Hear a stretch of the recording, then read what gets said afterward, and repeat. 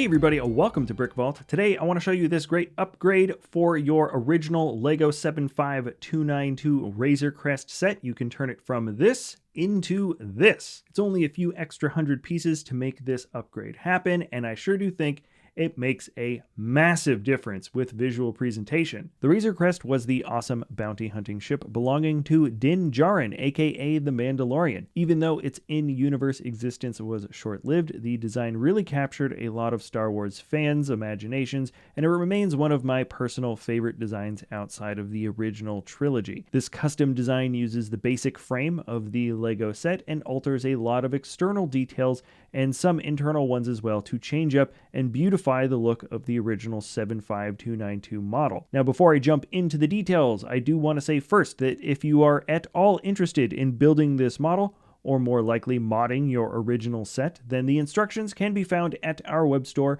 brickvault.toys. Included with this purchase is the PDF step-by-step building guide and the digital parts list for quickly uploading all the parts you will need. Like all creations in the web store, the instructions have been troubleshot and tested to make the build go smoothly. A parts list is included for just the pieces required to modify the original set, and a parts list for the completed custom version as well. There are also some mods to the internals. You can also choose to skip changing the insides if you're not interested. Getting instructions is a great way to help support what we do here at the channel, and it supports the awesomely talented designers that we work with, like BrickLord1. You can click that link in the description below if you want to get started. And now, the easiest way to highlight the differences between the original 75292 set and the modified Razor Crest is to simply put them together side by side. I actually, while doing this, forgot to order another sticker sheet of the original set when making the second model. So first thing is first, I'm going to switch all the stickered pieces from the set over to the custom build. We rarely ever hold on to a play set for very long. So when we began talking with the designer, I was glad that we had not yet parted down the original Razor Crest, but now that this version is here, you can probably bet we're going to cannibalize this build right after I finish this video. Anyways, hopefully the sticker difference doesn't throw you off too much in terms of the overall look between these builds. The physical build details here are really where the meat of all the differences lay. So anyways, let's begin. The nose has a widely different construction here. It's a bit more narrow and lines up much cleaner with the windscreen, then gradually widens out to match flush with the side walls. The nose of a ship is often referred to as maybe the face of a vehicle. It really is very different between the custom model and the set. And along with the roundness, the side guns are constructed a little differently, not quite as long, and they're also slightly closer to the body. And then the angled fin that leads along either end of the cockpit blends in a lot smoother for the overall body. There is a layer of wing plates that thin out the angle here, and the connection of this area feels much cleaner.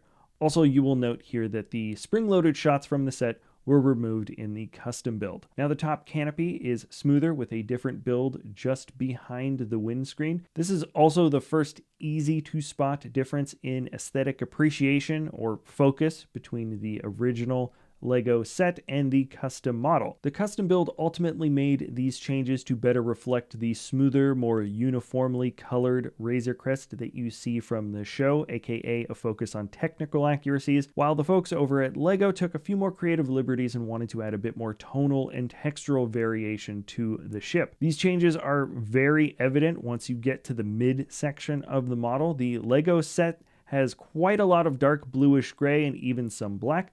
Plus, there is a bit more emphasis on the technical details right in the middle. The modified version of the build still includes the top detailing, but intentionally levels it out by a few degrees and ultimately gets a lot closer to the in-universe look of the ship, which registers as fairly smooth from a distance. Now, when it comes to the engines, not only does the look change pretty dramatically, but this is the only part of the build that has any significant proportional adjustments. The modified model has made them much bigger in all dimensions. This is a greater technical accuracy and does a lot to change the look from afar, I think.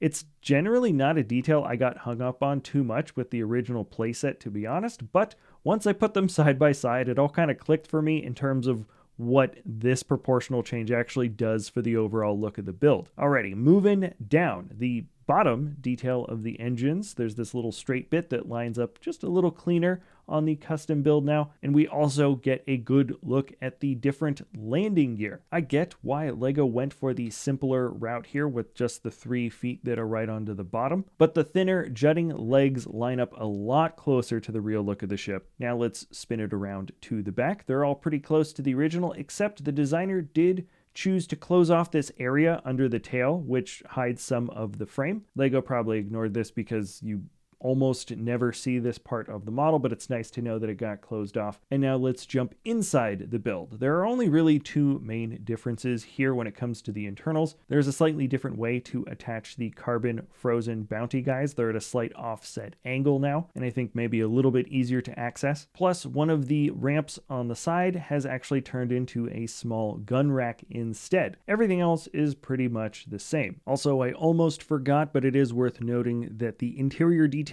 for the cockpit have dramatically changed, but this is not being officially counted as the internal details of the ship. The 2 things I just mentioned before are the 2 things that actually change between the different variations of the model, but this custom update will always have this much more detailed internal structure for the cockpit interior. Now, all right, because this is a modified set, it's definitely worth talking about the physicality and stability. Very few things have actually changed on this front between the 2 builds. They've both got the same frame and connection points remaining from the set, so only this small detail in the front feels a little weaker, like just this slope, and then the landing gear have a somewhat minimal connection as well, which means you can knock them off every once in a while if you're not paying attention. So frankly, the weakness to this model feels basically unchanged, but there is one other aspect of the physicality that is worth noting, and that is it is not designed as much for play. The spring-loaded shots were removed in order to have a smoother look along the top, plus the landing gear somewhat gets in the way of the transformation function while opening the side doors. It's very easy to just snap the foot off so you can fold everything down, but it is one tiny extra step to get to the insides that you normally didn't have to go through before. So the appeal to this model seems pretty straightforward to me at the end of the day. With a few extra 100 pieces,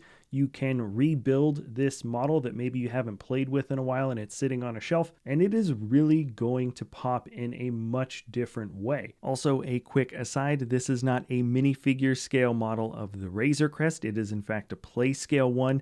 The model here is a custom minifigure scale version of the Razor Crest, which is a different design that we also have up in the web store. Sometimes it's just interesting to see the difference between what is considered play scale and what is in fact accurate minifigure scale. I think the designer Bricklord struck a pretty solid balance between adding a moderate amount of pieces, but at the same time not reinventing good techniques that worked really well for the original play set. So anyways, this has kind of been a fun modification video. Haven't done anything quite like this before. Let me know what you guys think in the comments below. Of course, let me know what other types of models you would like to see built in the future. That's BrickVault.toys if you want to pick up these instructions. Anyways, thank you so much for watching. If you enjoy our content, feel free to like, subscribe, comment, or share, and we'll see you next time at BrickVault.